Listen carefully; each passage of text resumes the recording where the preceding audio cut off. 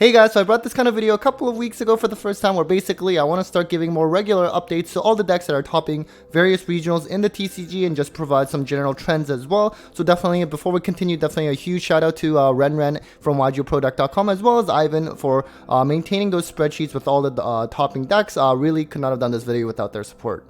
Okay, so in terms of the top decks for this period, which is week 3 and 4, so January 19th to 27th, so 2 weekends worth of regional level events, this is what the pie chart's looking like. If you're interested in weeks 1 and 2 coverage, you can check my last video from a couple of weeks ago. I'll have that down below in the links. And also by topping, of course, I'm meaning top 8 or greater.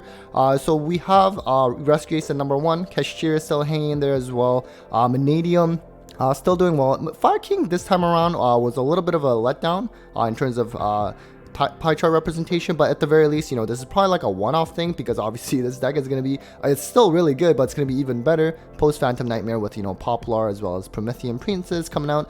And also, you know, you have some good old favorites like Lab, Branded Despia, Pearly, Sprite. They're all pretty reliable and hanging in there. And you know what? Unchained and Telements, despite those balance hits, they're actually still doing decent as well. And of course, in particular to Telements, of course, it won the Latin American Remote Duel YCS. Congrats to Rafael for that. But of course, that is a YCS level event, so it is not included for this video. Centurion and Orcus still hanging there as well. Vanquish Soul, Runic Bestial wasn't as represented this time around compared to weeks 1 and 2. And then you have Dragon Link and Sword Soul and a bunch of decks and other. I should also clarify, this pie chart's based on 217 decks from 28 regionals. Now in those 2 weekends, there were 31 regionals total, which if you multiply it by 8, that means there's 248 topping decks available in total. So Ren from YGProDeck.com as well as Ivan, they managed to hunt down basically 90% of the deck list available for those 2 weekends, so huge congrats. Now let's just check the trends on some of the few top decks, and of course this can be technically influenced by, you know, which type of topping lists are actually made available publicly, but at least we have 90% of the list, so it's not too bad. And so this is what it's looking at. Rescue Ace still first as always. Kashir though kind of did a bit of a leap from 5th to 2nd this time around for this period, and so, you know, it's certainly a really good deck, and I think people are realizing that. Unicorn 3 is nice, but also it can main shifter. You have Manadium, which is still hanging strong. Fire King, as I mentioned, not as represented this time around, but again, it's probably just a one-off thing. This deck is going to be very good post Phantom, and it's still really good. And then you have decks like Branded Despia, Labyrinth. They were 6th last time, 5th this time, pretty much the same, but you know, still pretty good. Although I guess with Labyrinth, perhaps it's maybe a little bit of a disappointment considering that you did have transaction rollback legal now, and so of course it's only 1 weekend worth of events with Maze legal, but you know, maybe we need to give it a bit more time. And Branded Despia has actually been doing pretty well as well, considering that, you know, the last format it was really not doing too well, at least at a YCS level, and that remains to be seen as well, but nonetheless so far showing promising signs. Now, in terms of the decks that are in the other category, of course, there's a lot of different decks. In the 3 decks, you know, you do have Branded Chimera, which is kind of interesting, right? Because since Chimera has been released, you know, it's always been up there with Branded Despia, and if anything, it was always like half a step ahead of them. But for some reason, it's actually not getting as many tops as Branded Despia. Who knows? Maybe Gimmick Lock is just that much stronger. I mean, that lock was around for a long time, but even then, it's kind of interesting to see. Phantom Knight, along with the Adventure Horus package, has been quite popular as well, so that's kind of cool to see. And one of the rogue choices that you can look to consider, Bestial, or rather Resonator decks, usually with like Bestials and Horus, and sometimes even with Adventure packages, is still hanging in there as well. And then in terms of 2 decks, it's funny. So last period, we also had Earth Machine, but clearly it was not a one-off thing because we actually had 2 decks this time topped with Earth Machine. And also Volcanic can be said the same thing because they also topped the last period as well. And you know, perhaps this deck is legit. I don't actually know what this deck does at all, but I think there was like a recent YCS level event where Herman Hansen played Volcanic as well. So you know what, clearly there's some potential. And then the 1 deck section, you know, there's a bunch of random one-offs. Of course, Hero is a notable one because they actually had 2 regional tops the last period as well 2 weeks ago. So it's actually looking pretty good for Heroes as a rogue option. Of course, Dark Law Banish against Fire King is always pretty nice. You have something like Makanko, which is also quite strong. And post Zolde ban, you know, it's also gotten a few tops already. Rika is also nice post ban list that it got a top. You have some deck lists, let's say for example, Dark World that topped. I actually did a deck profile that you can check out on my channel, and then same thing for the the World Chalice list as well, a 60 card pile. The TG one's really cool. I really try to get a deck profile for this. I did reach out to him, but never heard back. But maybe it works out in the future. And then you have something like Stun, which is kind of funny, and we're going to cover that a little bit later in the future as well. And Dinos, Branded Shaddoll, that's always pretty cool to see. The same thing for Ignister. Now, in terms of the deck playstyle, really this hasn't changed too much since the last period, of course, and I don't suspect it would change all that much until there's like kind of more seismic shifts, like with a ban list, for example.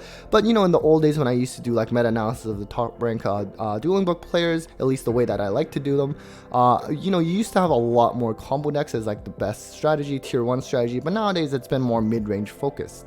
Now, in terms of the packages played among these topping decks, and I also want to make a caveat again that the denominator for this is restricted to decks where the exact list was actually known. So what I mean by that is a lot of times, you know, there are times where, let's say YGOProDeck.com or Ivan, they know what deck the player was running, but they just don't know their actual list. And in those cases, you don't actually know what packages they were playing, right? I mean, you could take a educated guess, but, you know, that's not really good enough for this kind of analysis. So in terms of that, you know, Diabell Star Engine, last time around 2 weeks ago, 30% of the topping decks were playing. Now, keep it in mind, of course, decks like, let's say, Fire King or Rescue Ace, you know, those that were playing Diabell Star Engine, obviously they're still playing it. Nothing has changed for that. This is more so reflecting that, you know, among all the topping decks, which decks were playing Diabell Star Engine, right? So in that case, because as you saw, we didn't have as much Fire King this time around, that's why it's a little bit lower. Although at the same time, last period, you had decks like, you know, McConkle playing Diabell Star Engine, you had more Vanadium decks playing the Diabell Star Engine, but not as much this time around.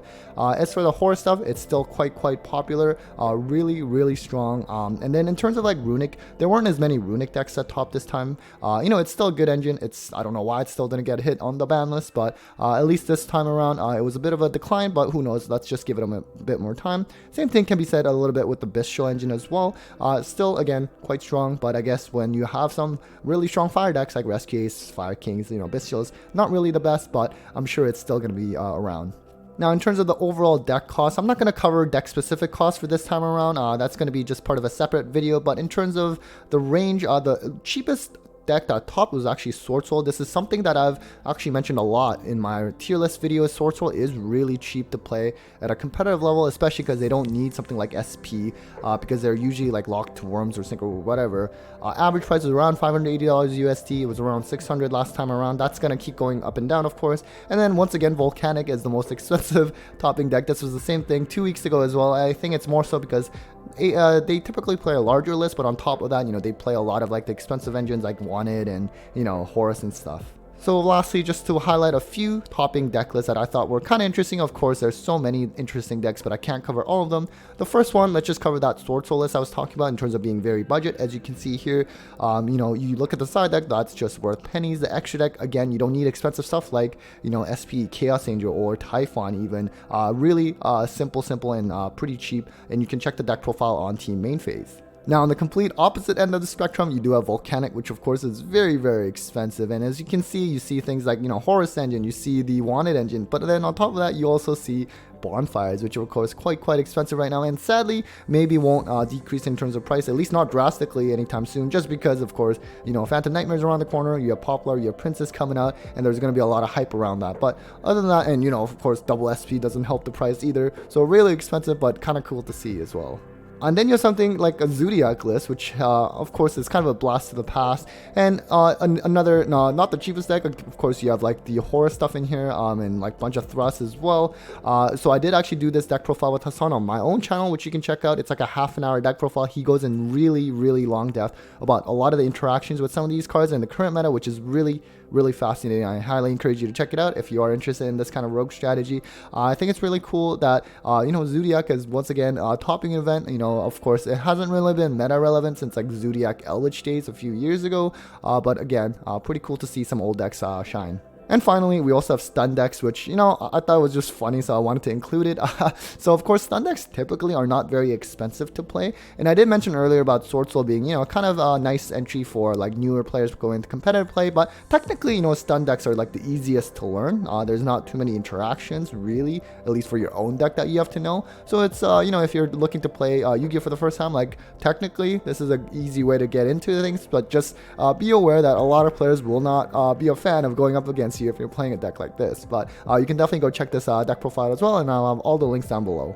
Alright guys, so that was it for the regional report number 2. Hopefully you found that interesting and helpful. Definitely let me know in the comments if it was useful, and I'll definitely continue to do this. It's really been helpful for me as well, just to keep up with the current meta, because it is changing quite fast. And again, big thanks to Ivan as well as Renren from YGOProDeck.com. Anyways, a huge thanks to all of you for watching. A big thanks to my patrons as always for the continued support, and well, take care guys.